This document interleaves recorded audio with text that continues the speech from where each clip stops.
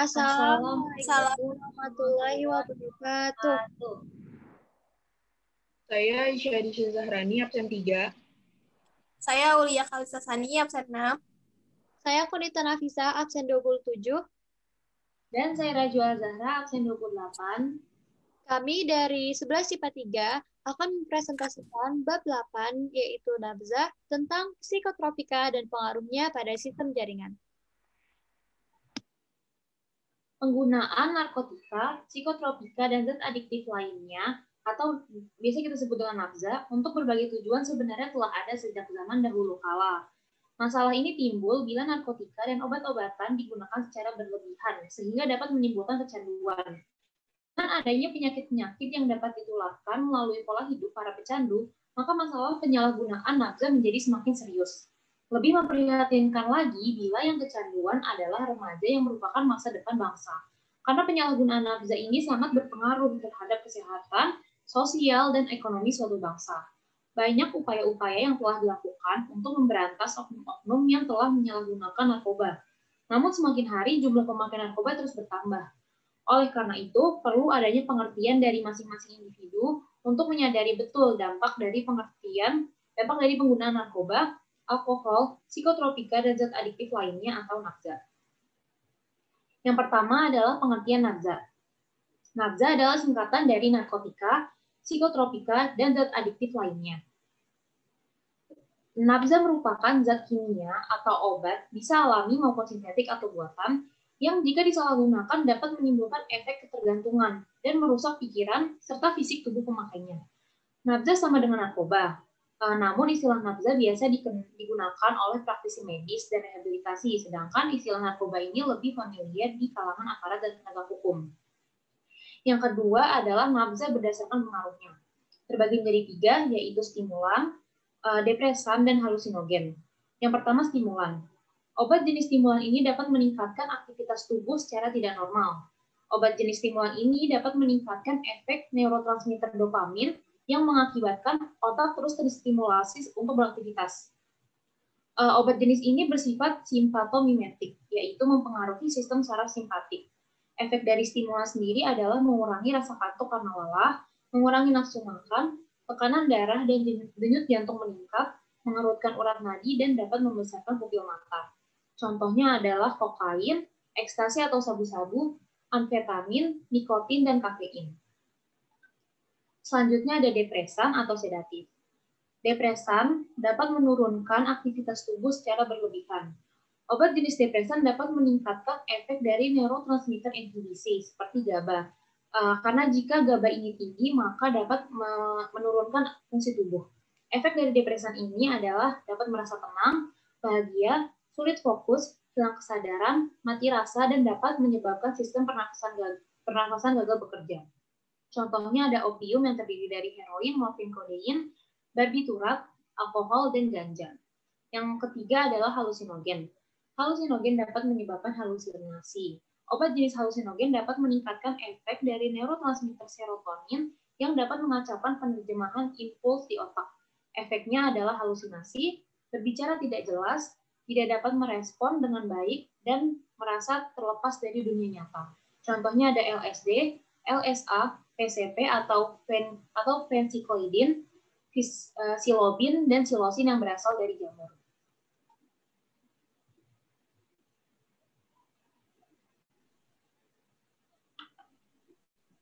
Yang ketiga, ada golongan nabzah. Yang pertama, narkotika. Narkotika dibagi menjadi 3 golongan. Yang pertama, narkotika golongan 1. Golongan narkotika ini hanya dapat digunakan untuk tujuan pengembangan ilmu pengetahuan dan tidak digunakan dalam terapi, serta mempunyai potensi sangat tinggi mengakibatkan ketergantungan. Contohnya ada heroin, kokain, daun kokain, opium, ganja, jicing, katinon, MDMA atau ekstasi, dan lebih dari 65 jenis lainnya. Yang kedua, narkotika golongan 2. Golongan narkotika ini berkhasiat untuk pengobatan, namun digunakan sebagai pilihan terakhir. Selain itu, dapat digunakan untuk terapi dan atau untuk tujuan pengembangan ilmu pengetahuan. mempunyai potensi tinggi mengakibatkan ketergantungan. Contohnya morfin, petidin, fentanyl, dan metadon. Yang ketiga, narkotika golongan 3. Golongan narkotika ini berkhasiat untuk pengobatan dan banyak digunakan dalam terapi dan atau tujuan pengembangan ilmu pengetahuan, serta mempunyai potensi ringan mengakibatkan ketergantungan.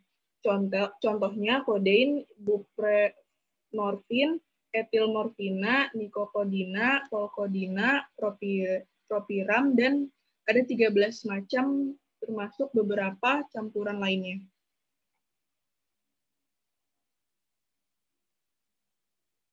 Yang kedua ada psikotropika. Menurut Undang-Undang Republik Indonesia Nomor 5 Tahun 1997, psikotropika adalah zat atau obat, baik alamiah maupun sintetis, bukan narkotika yang berkhasiat psikoaktif melalui pengaruh selektif pada susunan saraf pusat yang menyebabkan perubahan khas pada aktivitas mental dan perilaku. Psikotropika dibagi menjadi 4 golongan. Golongan yang pertama, golongan narkotika ini hanya dapat digunakan untuk tujuan pengembangan ilmu pengetahuan dan tidak digunakan dalam terapi, serta mempunyai potensi sangat tinggi mengakibatkan ketergantungan. Contohnya adalah ekstasi dan LSD. Golongan yang kedua berkhasiat untuk pengobatan, namun digunakan sebagai pilihan terakhir. Selain itu, dapat digunakan untuk terapi dan atau untuk tujuan pengembangan ilmu pengetahuan, mempunyai potensi tinggi mengakibatkan ketergantungan. Contohnya amfetamin dan Ritalin. Psikotropika golongan 3 berkhasiat untuk pengobatan dan banyak digunakan dalam terapi dan atau tujuan pengembangan ilmu pengetahuan, serta mempunyai efek ketergantungan sedang. Contohnya barbiturat atau obat untuk mengurangi kejang. Yang keempat, golongan 4 berkhasiat untuk pengobatan dan umum digunakan dalam terapi dan atau tujuan pengembangan ilmu pengetahuan, serta mempunyai efek ketergantungan rendah, contohnya diazepam atau obat tidur. Golongan nafza yang selanjutnya ada zat adiktif. Zat adiktif dibagi menjadi 3 jenis. Yang pertama ada minuman alkohol. Minuman alkohol mengandung etanol etil alkohol yang berpengaruh menekan susunan saraf pusat dan sering menjadi bagian dari kehidupan manusia sehari-hari dalam kebudayaan tertentu. Jika digunakan bersamaan dengan narkotika atau psikotropika, akan memperkuat pengaruh obat atau zat itu dalam tubuh manusia. Ada 3 golongan minuman beralkohol. Yang pertama ada golongan A, yaitu mempunyai kadar etanol sebanyak 1-5%. Contohnya ada bir. Yang kedua, golongan B, mempunyai kadar etanol sebanyak 5-20%. Contohnya ada berbagai minuman anggur. Dan yang ketiga, ada golongan C, yang mempunyai kadar etanol sebanyak 20-45%. Contohnya itu ada whisky, vodka seperti pada gambar di samping, Manson House, dan Johnny Walker. Jenis yang kedua dari zat adiktif ada inhalasi atau gas yang dihirup dan solvent atau zat pelarut. Contoh dari jenis ini ada lem, thinner seperti pada gambar di samping, penghapus cat kuku, dan bensin. Dan jenis yang terakhir ada tembakau seperti gambar yang di samping. Selanjutnya ada jenis nabza lainnya. Jenis nabza lainnya dibagi menjadi 3 jenis. Yang pertama, berdasarkan cara pakai. Berdasarkan cara pakai ada disuntikan, contohnya morfin dan heroin. Yang kedua ada dengan cara dihisap atau dihirup, contohnya ada ganja, kokain, opium, dan kodein. Dan yang terakhir ada dengan cara dikonsumsi, contohnya itu LSD. Jenis yang kedua ada jenis nabza berdasarkan bentuk. Yang pertama, bentuk berupa bubuk atau kristal putih, contohnya itu ada kokain, heroin, metamfetamin atau sabu-sabu, ganja, dan LSD. Yang kedua, ada bentuk berupa tablet atau kapsul, contohnya itu ada ekstasi, PCP atau phencyclidine, morfin, kodein, opium, metadon, barbiturat, flekah, dan Xanax. Dan yang ketiga, ada bentuk berupa cairan, contohnya itu ada sabu liquid, heroin, dan morfin. Yang terakhir ada jenis nabza berdasarkan bahan. Yang berdasarkan bahan ini dibagi lagi menjadi beberapa jenis. Yang pertama itu ada narkotika alami. zat dan obat yang langsung bisa dipakai sebagai narkotik tanpa perlu adanya proses fermentasi, isolasi, dan proses lainnya terlebih dahulu. Karena narkotika alami ini bisa langsung dipakai dengan sedikit proses sederhana. Bahan alami tersebut umumnya tidak boleh digunakan untuk terapi pengobatan secara langsung karena terlalu beresiko. Contoh dari narkotika alami ini ada ganja dan daun koka. Contoh-contohnya ada seperti gambar di sampingnya. Selanjutnya ada narkotika sintetis. Narkotika jenis ini memerlukan proses yang bersifat sintetis untuk keperluan medis dan penelitian sebagai penghilang rasa sakit analgesik. Contohnya itu ada amfetamin, metadon, dextropropoxyfen, dexamfetamin, dan lain-lain. Dan jenis yang terakhir ada narkotika semi-sintetis, yaitu adalah zat atau obat yang diproduksi dengan cara isolasi, ekstraksi, dan lainnya. Contohnya itu ada heroin, morfin, dan kodein. Contoh-contohnya bisa dilihat di gambar-gambar berikut. Berikutnya adalah penyalahgunaan nafza. Penyalahgunaan narkoba atau nafza adalah suatu pola perilaku di mana seseorang menggunakan obat-obatan, golongan narkotika, psikotropika, dan zat adiktif yang tidak sesuai fungsinya. Penyalahgunaan nafza umumnya terjadi karena adanya rasa ingin tahu yang tinggi, yang kemudian menjadi kebiasaan. Selain itu, penyalahgunaan nafza pada diri sendiri juga bisa dipicu oleh masalah dalam hidupnya yang berteman dengan pecandu nafza. Berikutnya adalah alasan mengonsumsi nafza. Pertama adalah gaya hidup. 2. Pengaruh komunitas. 3. Mengobati stres. 4. Menghilangkan rasa sakit. 5. Lambang pemberontakan. 6. Agar lebih pede. 7. Menambah nyali. 8. Agar dicap dewasa. 9. Motif ekonomi. Dan 10. Ketergantungan. Berikutnya adalah tips menghindari penyalahgunaan nafza. Berikut beberapa tips menghindari narkoba yang dilansir dari website resmi BNN, antara lain adalah sebagai berikut. 1. Jangan pernah untuk mencoba-coba menggunakan narkotika, kecuali atas dasar pertimbangan medis atau dokter. 2. Mengetahui akan berbagai macam dampak buruk narkoba. 3. Memilih pergaulan yang baik dan jauhi pergaulan yang bisa mengantarkan kita pada penyalahgunaan narkoba.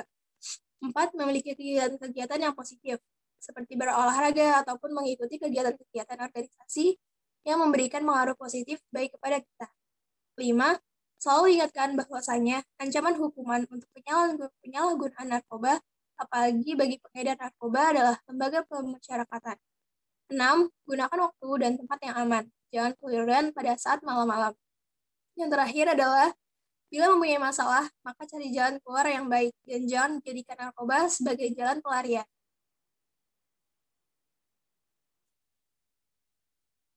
Berikutnya adalah sikap kepedulian terhadap dampak buruk penyalahgunaan narkoba. 1. Membuka rehabilitasi penyalahgunaan nafza, seperti terapi medis, terapi non-medis, dan bina langsung. 2. Memberikan penyuluhan kepada sekolah-sekolah tentang penyalahgunaan nafza. 3. Keluarga mendampingi dan mendukung penyalahgunaan nafza. 4. Masyarakat tidak mengucilkan penyalahgunaan nafza. 5. Pemerintah memberi sanksi keras terhadap pengedar dan penyalahgunaan nafza. Berikutnya, dan yang terakhir adalah keterkaitan nafza dengan IMS, HIV, dan AIDS. Penggunaan narkoba atau yang disebut sebagai nafza, suntikan, dan alkohol adalah faktor besar dalam penyebaran infeksi HIV maupun IMS. Di luar Afrika, penggunaan narkoba suntikan bertanggung jawab sepertiga infeksi HIV yang baru. Alat-alat yang dipakai secara bergantian untuk memakai narkoba dapat membawa HIV dan hepatitis virus. Penggunaan narkoba dan alkohol juga dikaitkan dengan hubungan seks secara tidak aman. Pesan yang dapat diambil dari penjelasan materi ini adalah mewujudkan generasi cerdas dan sehat tanpa narkoba. Sekian presentasi dari kami mengenai psikotropika dan pengaruhnya pada sistem jaringan. Kurang lebihnya mohon maaf. Wassalamualaikum warahmatullahi wabarakatuh.